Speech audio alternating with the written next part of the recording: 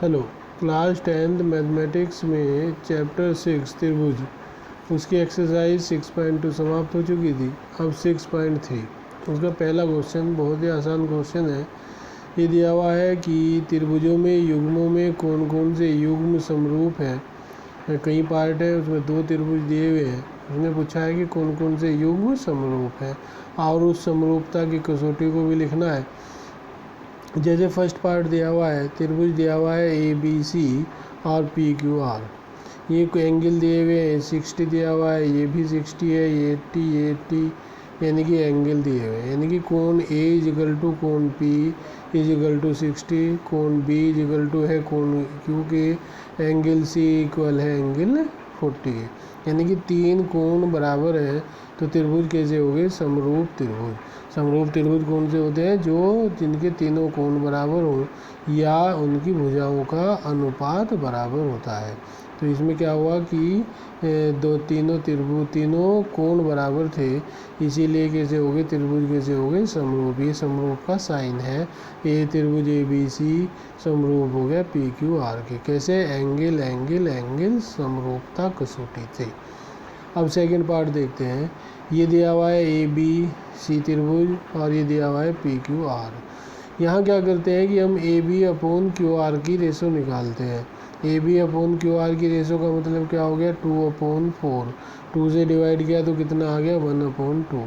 इसी तरीके से हमने निकाल ली BC/RP, 2.5/5। इसे भी हमने डिवाइड किया तो कितना आ गया? 1/2। इसी तरीके से हमने निकाल ली CA/PQ। CA/PQ का मतलब क्या हो गया? 3/6 यानी कि 1/2। तो ये रेशो जो है, भुजाओं का जो अनुपात है वो बराबर आ गया। तो इसीलिए दोनों त्रिभुज कैसे हो गए? समरूप त्रिभुज। कैसे? साइड साइड समरूपता कसौटी से। इसी तरीके से हम तीसरा पार्ट शुरू करते हैं। तीसरा पार्ट हम देखते हैं कि तीसरे पार्ट में क्या हुआ कि ये दिया हुआ है त्रिभुज LPLM और दूसरा दिया हुआ है DEF। ठीक, इसमें देखो ना तो एंगल दिए हुए हैं तो एंगल तो बराबर नहीं है। हम कोई भी साइड को डिवाइड करें तो इसमें जो है ये क्या आते हैं? संगत भुजाओं का जो अनुपात है वो बराबर नहीं आता है। देखो, यदि हम 2/4 करें तो 1/2 आ जाएगा, 3/6 करें तो 1/2 आ जाएगा, लेकिन 2.7/5 करेंगे तो 1/2 नहीं आएगा। इसीलिए ये कैसे है? समरूप नहीं है। इसी तरीके से इसका पार्ट है फोर्थ पार्ट में भी क्या है कि ये दिया हुआ है, एंगल दिया हुआ है एक और ये दिया हुआ है। ये भी कहीं भी ना तो एंगल इक्वल होते हैं ना भुजाओं का अनुपात, इसीलिए समरूप नहीं है। संगत भुजाएं समानुपाती नहीं है। इसी तरीके से इसका ये आता है पार्ट फिफ्थ, पांचवा पार्ट है। पांचवें पार्ट में भी यही स्थिति है कि ना तो भुजाओं का अनुपात इक्वल होता है, इस भुजा का पता नहीं है तीसरी का, तो इसीलिए ये भी समरूप नहीं है। संगत भुजाएं समानुपाती नहीं है। ठीक, इसके बाद इसका 6 पार्ट है। 6 पार्ट में पहले हम तीसरा एंगल निकालेंगे। त्रिभुज के तीनों कोणों का योग कितना होता है? 180 अंश। तो ये कितना हो गया? 80 और 70 150, यानी कि ये कोण कितना आ गया? 30 अंश। फिर इसी तरीके से यहाँ निकाला हमने, ये कितना हो जाएगा? 80 और 30 110, यानी कि ये कितना आ जाएगा? 70 अंश।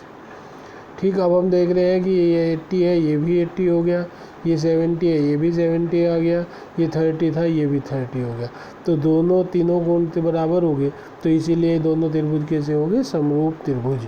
ठीक है, एंगल एंगल एंगल से यहाँ करके दिखाया हुआ है। यहाँ सब कोण निकाल के दिखाया हुआ है, ये भी कोण निकला हुआ है। फिर ये दोनों त्रिभुजों में कोण D = हो गया कोण P के, कोण E = कोण Q, कोण F = कोण R। इसीलिए दोनों त्रिभुज कैसे हो गए? समरूप त्रिभुज। ठीक है, इसे आपको कॉपी पे करना है। धन्यवाद।